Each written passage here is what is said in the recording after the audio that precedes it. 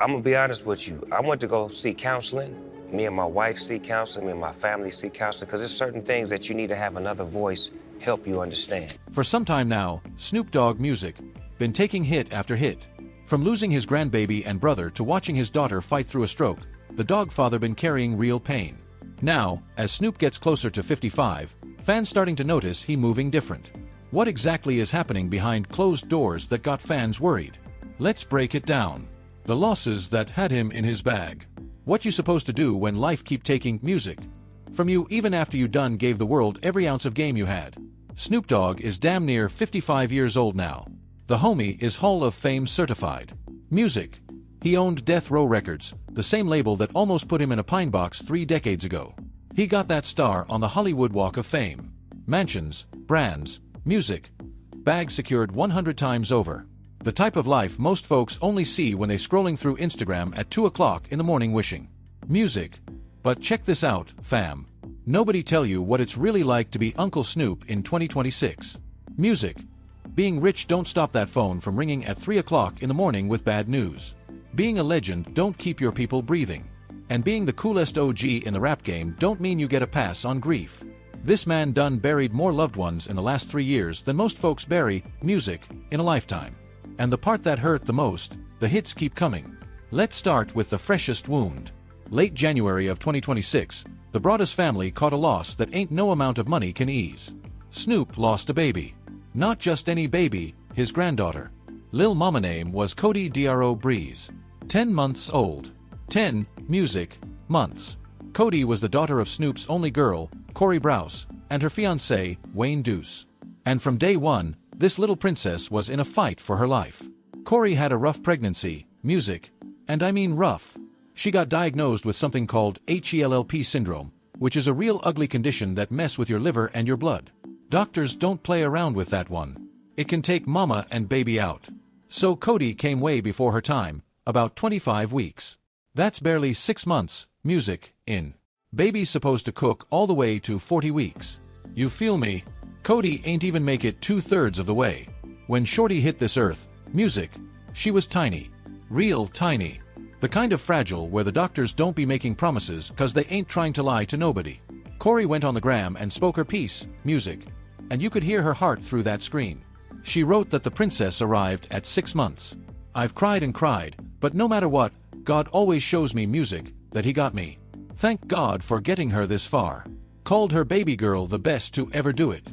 Then came, music, the waiting game. Cody stayed in the NICU at UCLA for 10 whole months. While other new mamas be taking their music babies home in 3 days and posting nursery flicks, Corey was hitting the 405 every day to music. Go sit by an incubator, holding her baby through wires and tubes, watching machines do the breathing for her, on her knees, praying every night like, please Lord, just one more day.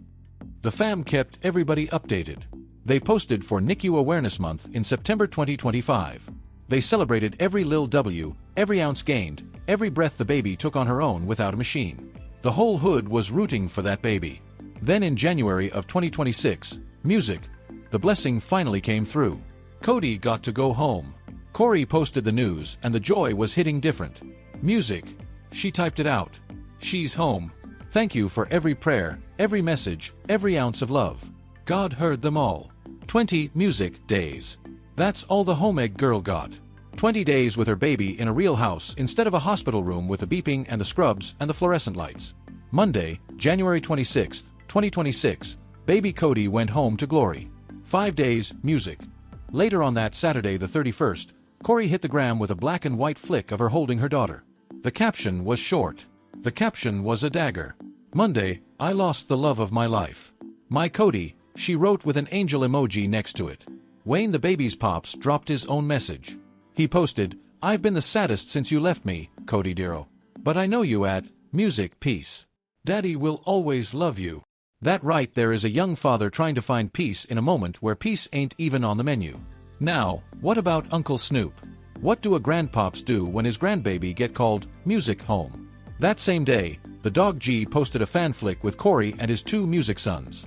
No words, just a sparkle heart and them prayer hands. Cause sometimes ain't no words. Sometimes you, music, just got to put your fam in front of the world and let the picture talk for you. Few days later, around February 8th and 9th, the browsers threw a homegoing service for Lil Cody. They called it a celebration 'cause music. That's how we do. Everybody rocked pink and white graveside service. Tears for days. Corey called her baby girl my girl for life. The kind of love that don't quit just 'cause music. The heartbeat did. Now peep this. This wasn't even the first time Snoop had to bury a grandbaby. Pump the brakes and rewind to 2019. Music. His oldest son, Cord, lost his newborn baby boy. Lil man name was Kai. He only got 10 days on this earth. Snoop, music, and his fam already had to pick out a tiny casket once. Now they was doing it again. 7 years, music, later, 2 grandbabies, 2 funerals no grandpa ever want to plan. And them babies that was supposed music, to grow up calling him Papa Snoop. Gone before they could even put the words together. But the L's ain't stopped there. Fam, pull up to 2024 'cause Snoop went through another nightmare that year. This one ain't end with a funeral, but it came real close. January 2024, music. His daughter Corey, the same one who would lose her baby 2 years later, had a stroke. A stroke. Music. At 24 years old, Corey been wrestling with an autoimmune disease called lupus since she was 6 years old. Lupus, music, is a beast. It got your own body attacking itself. Joints, skin, kidneys, the brain, the heart. Ain't nothing off limits. And lupus also got you way more likely to catch music, a stroke, especially when you're young. Corey had been trying to handle her lupus the natural way. Teas, supplements, the whole holistic wave. She had stopped taking her meds and her body sent her music, the bill. The day before the stroke, the signs was screaming at her. Vision got blurry. Stomach was turning. Music. Head was banging on the right side. Blood pressure shot all the way up. Left arm and leg got weak as water. Food was falling out her mouth when she tried to eat. Couldn't even hold a plate. Needed music. Help just to make it to the bathroom, but she thought it was just her lupus acting up again. She went to sleep 9 hours while a stroke was tearing through her body. She woke up worse. Wayne scooped her up and they hit the ER, music. And that's when the doc walked in and dropped the kind of news nobody ready for. And my health was declining. We going to the ER. Doctor comes in, Corey, you had a stroke. I'm hurting, I'm scared. 24 years old, laying in a hospital bed, planning her dream wedding, catching news that usually hit music folks 3 times her age. She broke down, asked the question every sick person end up asking eventually. Only 24, kidneys was failing. Doc was talking about dialysis. She stayed in the hospital about a week. Music. By January 24th, the CT scan came back clean and they let her ride out. Music. Snoop kept his composure for the cameras. Told People magazine that Corey was doing a little bit better, but you know that one hit him hard. That's his music, only girl, his princess. The same baby that been fighting lupus since she was in elementary school. Now, music. She done caught a stroke in her 20s. Corey's mama, Shantae, went on the gram and wrote her daughter a love letter, calling her warrior, 'cause that's what Corey is, a real warrior. But warriors get tired, too. Music. And no parent ever want to watch their kid go 15 rounds with life over and over. That same month, that same exact month, Snoop got another call. His little brother was gone. The brother, the mama, the weight that won't lift. Bing Worthington Jr., Snoop's younger half-brother. Same, music. Mama, different pops. Bing was 44 years old. He passed February 15th or 16th, music, of 2024 out in Orange County, right around the same week Corey was still getting her strength back from a stroke. Picture that energy. Your daughter just walked out the hospital with a music stroke. And now your phone ringing 'cause your little brother done passed. The cause of death pinned in toxicology in the autopsy. Fam kept the details on lock. They had every right to grieve without letting the internet eat off their pain. Bing wasn't just blood. He was part of the operation. Started as a roadie when Snoop was first popping off. Worked his way up to tour manager. Music. Then became a music executive. Helped run Dogg Records. Worked on the Snoop Dogg board company. Had producer credits on his Big Bros projects. Music. He was the guy holding it down behind the curtain while his brother was out front catching the spotlight. In a 2016 interview with Vice, Bing said he was blessed. Said he preferred the business side over being on stage. Music. He liked networking, liked closing deals. He was the quiet one, the dependable one, the one who held it down without needing the smoke and lights. Music. Then he was gone just like that. Snoop poured the pain out on the gram, posted a flick of him and Bing with the crying emojis. Posted a clip of him and his brothers at the cemetery. Wrote that Bing was back with a mama. Music. Posted a picture of Bing with his late mother Beverly.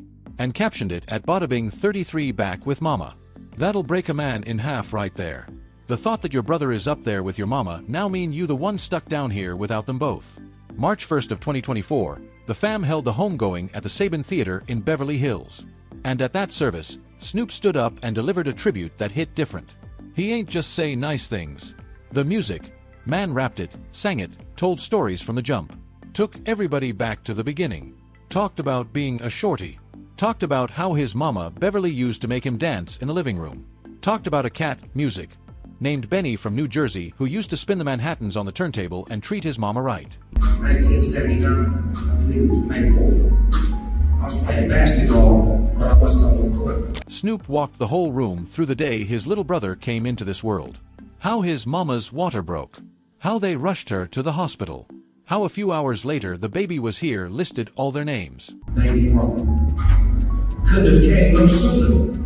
Hey, moms, where you get our names from? Jerry Western, Jerry Calvin, Music, and now Bing. 3 brothers, 1 mama raised up together. He made a promise that day. Promised to keep pouring into his brothers. Promised not to let the next generation run them same plays in them same streets. Then they let the doves go. White, Music. Doves flying off into the sky, symbolizing Bing going home to glory. Snoop laughed at that. Oh, he was out of there. That motherfucker wanted to go. Through the tears. The man laughed cause Bing always had him cracking up, even at his own funeral. And Music. That's how Uncle Nuke been moving through all this loss. Find the joke in it. Find the love in it. Don't let the pain be the only thing that come out the W. But peep this. Bing's death wasn't even the kickoff. Rewind to October 2021. That's when Snoop lost his mama. Beverly Tate was 70 years old. The same woman who raised him. The same woman who nicknamed him Snoopy when he was a shorty cause she said he looked like the Peanuts Music character. The woman who tried her hardest to keep him in church and out of them streets. The woman who eventually had to put him out, Music. The house at 17 cause the drama he was attracting was putting the whole fam at risk. When Beverly went home, Snoop lost his anchor. And every loss since then been a reminder that he can't pick up the phone and call mama no more. Listen to him talk about her. Real talk. He pulled up to her gravesite on her birthday, April 27th, just a couple years back. Was on the Graham Live. Said he wanted to show folks he was, Music. Keeping her spirit alive. Brought some gospel music. Brought the fam. Then this happened. And I had that gospel music on and them damn songs came on, I started crying. I'm like, uh-oh, mama working on me right now. A grown man damn near 55 tearing up at his mama's grave cause that gospel was working overtime on him. That's what nobody tell you about the bag. The bag don't fill that hole. The Walk of Fame star don't fill that hole. The mansion don't fill it neither. But the OG done learned something through all this. He done learned how to share the moments, how to let folks see him cry. That right there is the gospel. Snoop done got older and with Music, the age came the realization that being a real one don't mean you got to hold it all in. 7. Being a man don't mean you got to bury it. The homie even been preaching that there ain't nothing wrong with seeing a therapist. Him and his wife Shantae been going to counseling together. The whole broadest crew been to therapy. This Snoop Dogg fam, the same dude who used to rap about __ walking through the hood. Trying to show my vulnerability in front of everybody to show that I miss her, but I'm strong enough to cherish the moments that I had with her. Being a man don't mean you got to bury it. The homie even been preaching that there ain't nothing wrong with seeing a therapist. Him and his wife Shantae been going to counseling together. The whole broadest crew been to therapy. This Snoop Dogg fam, the same dude who used to rap about __ walking through the hood. I'm gonna be honest with you. I went to go seek counseling. Me and my wife seek counseling, me and my family seek counseling, because there's certain things that you need to have another voice help you understand. Now sitting in 2025 telling the brothers it's okay to ask for help. Said it plain, no chaser. But the L's keep stacking. There's Corey, still fighting lupus, still recovering from the stroke. And there's no such thing as being weak for asking for help. Still crying over her baby. There's the memory of his cousin and day one Nate Dogg, who left in 2011 from strokes. Music. There's his Long Beach homie, Badass, who who died in 2019 while locked up on a domestic violence arrest. There's Coolio in 2022. There's the dozen homies from his Long Beach days who got smoked in gang wars before they could even legally drink. And before any of them names, music, before any of them funerals, there was the one that changed everything. The one that broke him before he knew he could be broken. September 1996. Music, Vegas. Snoop was on top of the rap game. Tupac was right there with him. Both death row. Both setting the culture on fire. Then somebody slid up next to Pac's whip on the strip, music, and started dumping. Right after I heard Tupac got shot, and I was so weak I damn near fell over. I immediately flew to Vegas. Tupac got rushed to the University Medical Center fighting for his life. Snoop hopped on a flight, flew straight to Vegas, walked in that hospital thinking his guy was gonna pull through. And I walked in the room and I seen him laid out on the bed with all kind of tubes in him, and his mom came over to me and she grabbed me, she held me up. He walked in the room, saw his man laid out, tubes everywhere, machines beeping, the kind of scene you can't unsee. She said, baby, you got to be strong. And I went and sat next to him and was whispering to him, telling him I loved him. Snoop fainted, fam. The man, music, damn near hit the floor. Tupac's mama, Afeni Shakur, the mother of the dying man, had to hold him up. She was comforting him, told him to be strong. Pac died September 13th, 1996, 25 years old. And Snoop been carrying that L for damn near 30 years now. You start to peep something when you line all this up. The losses ain't no one-off.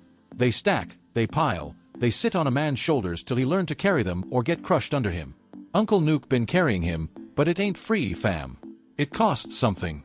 And sometimes when you catch him in 2026, music, you can see exactly what it cost. Where the whole movie started and why he keep going back. Now, let me take you back, fam. Way back before the Hall of Fame, before the mansion, before the grandbabies, before death row. 'Cause to really get why this man's life's so heavy in 2026, you got to know where the story kicked off in the 80s. His mama Beverly raised him and his brothers damn nearby herself. They, music, was poor for real. Snoop was hustling as a shorty, selling candy, delivering newspapers, bagging groceries, whatever it took to put something in the pot. He sang in the choir at Golgotha Trinity Baptist Church, played piano, played football. For a minute there, the little homie was one of the nicest hoopers at his high school. Colleges was sending him letters. But Long Beach in the 80s, that was a war zone, my guy. The east side was __ territory. Crack was raining down on the streets. Drive-bis was so regular they damn near stopped making the news. Yeah, but in the beginning, it's like the gang is not as violent as they became. The gang was just the gang of the homies, like my friends. Around the corner from every gospel hymn was a gunshot waiting to ring out. By the time Snoop was 12, he was already rolling with the Rolling 20 Crips. 12 years old, that's a 6th grader, fam. Listen to him break down how it started. Started off as the homies. The neighborhood received drugs and guns that were placed there for some apparent reason. Right. And then they got into the wrong hand. Just shorties hanging out. Then them drugs hit the block. Them guns hit the block. And all of a sudden, your homies ain't just your homies no more.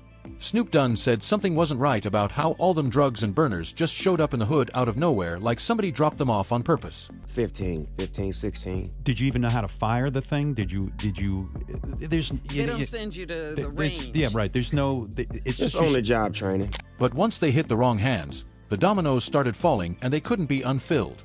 By 15, music, 16, Snoop was carrying a strap. A kid who used to belt out hymns on Sundays was now riding dirty, walking through blocks where you could catch one for being on the wrong side of the street. No, I was always scared. Scared. I'm scared. Yeah. That's why I believe I survived, because you have to either have fear or respect. Ain't no class on how to handle a strap at 15. Nobody's schooling you. You just got to figure it out. And you better figure it out yesterday, 'cause the OGs is watching to see if you scared money or if you bow it. And peep this part, 'cause most folks don't know. Snoop Gunn admitted he was scared. How old were you when she kicked you out? I just turned 17. Jesus, and what do you do? I mean, it's not like you got somewhere to go. Where did you go? The man we know for being the smoothest cat in the room. As a teenager, he was shook. He made it 'cause he was scared. 'Cause the fear kept him cautious. While the other shorties his age was trying to prove how hard they was. Actually, there was a lady that lived on the spot, because the spot where we lived at was like a dope spot. And she was using crack, and I had the crack sack. Snoop was just trying to make it home alive. He done told the LA Times all the way back in 1993 that he already knew a dozen people who got smoked by the time he was barely out of his teens. Music. A dozen funerals before most folks even go to their first. My car was parked on the wrong side of the street with all my clothes in it and all my dope in it, and it got towed away. So you were literally without Homeless, no dope, no nothing, just... He graduated from Long Beach Polytechnic in 1989. Got knocked shortly after for cocaine possession. Was in and out the county for about 3 years. Wayside, probation violations, charges. Music. He even started spitting bars in jail. Older inmates told him he had something. Told him music, to lock in on the rap and leave them streets alone. Now here go the part that really sting. While he was running them streets, his mama got fed up. The drama was following him home. Folks was looking for him. The wrong kind of attention was knocking on the front door. So Beverly put him out. 17 years old. What you do at 17 with no crib, no music bag, and a sack of crack in your pocket? Snoop will tell you exactly what he did. And it's the kind of detail that hurt, music, to listen to. Traded crack rocks for a spot to lay his head. A lady strung out let him crash with her in exchange for pieces of his pack. That's the kind of hustling you won't find on his Wikipedia. That's the kind of survival that ain't make it into the Gene and Juice video. Music. When that ran out, he moved into his whip. Was living out his ride, all his clothes and all his dope in the back seat. Music. Slept where he parked, ate where he could. 17 years old, houseless on the strength. Then one night, even that got snatched, towed, everything he had to his name. Gone 'cause he parked on the wrong side, less than zero, owing money on a pack music. He ain't even have no more. That was Calvin Browse at 17. That was the little homie who would grow up to music, be Snoop Dogg. And even after the music popped, even after he linked with Dre and dropped Doggy Style and was the biggest rapper in America at 21, music, the past kept catching up. August 1993, he was rolling in a Jeep with his bodyguard Malik Lee on the west side. They ran into a cat named Philip Waldirium who was reaching for a strap in his waistband. Malik stood, music up. Malik led off. Dirium ain't make it. Snoop got charged with murder first degree as the driver. He turned himself in the day after the MTV VMAs in September of Music 93. 21 years old, biggest rapper in the country, on trial for his life. The case dragged on for years, November 95 to February, Music 96. Then on February 20th, 1996, he beat the body. So to the leaders out here, find a way to unify. Dialogue. Just get some conversation, even if it's a phone call. Acquitted of the murder charges, walked out of there, but them years had him drained. The pressure was unreal. Then came September 96. Pat got murked. Then 97, Dre dipped from death row. Then Suga got knocked. Then it became real obvious music to Snoop that death row wanted him in a box, too. By 98, the homie had to escape his own label. He done music. Said he felt like he was being held like a slave. He pulled up to Masterpiece No Limit. Had to. Music. Staying at death row could have cost him his last breath. So now picture this dude at almost 55. D watched friends get put in the dirt. Done buried his mama. Done buried his little brother. Done buried his grandbabies. Done watched his only girl survive a stroke and lose a child. Done been homeless. Done been booked. Done been on trial for murder. Done been chased out of his own label, and what he do with all of it? Keep moving. Keep showing, music up. Bought death row back in 2022. The same label that wanted him gone now answer to him. Talks open about therapy. Cry at his mama's grave on live in front of everybody. Tell the little homies to put the burners down. He out here begging set leaders to talk instead of shoot 'cause he'd been to music, too many funerals already. He know how this story end. And when he caught his Walk of Fame star, he stood up there with no written speech music and did something that hit hard for everybody watching. He thanked himself. Credit. So when folks ask how Snoop Dogg living at damn near 55, music, the answer is sad and beautiful at the same time. He living with grief that would have folded most men. He living with memories of dead homies and dead babies and a dead mama. He living with a daughter that keep getting hit by life. He living with the knowledge that his whole empire was built on top of a mountain of pain. But he also living with purpose, music, with fam, with therapy, with the music, with a dream that maybe, just maybe, his story can save the next little homie coming up. And every time he flash that smile, every time he crack up on a podcast, every time he pull up with that signature cool music, just remember what it cost him to get there. Remember the 17-year-old houseless shorty in the towed-away whip? Remember the 21-year-old in handcuffs catching a body? Remember the homie kneeling next to Pax Hospital music bed? Remember the big brother burying his little brother in Beverly Hills? Remember the grandpops with the music broke heart in 2026? Like this video, click on the card showing on your screen for more.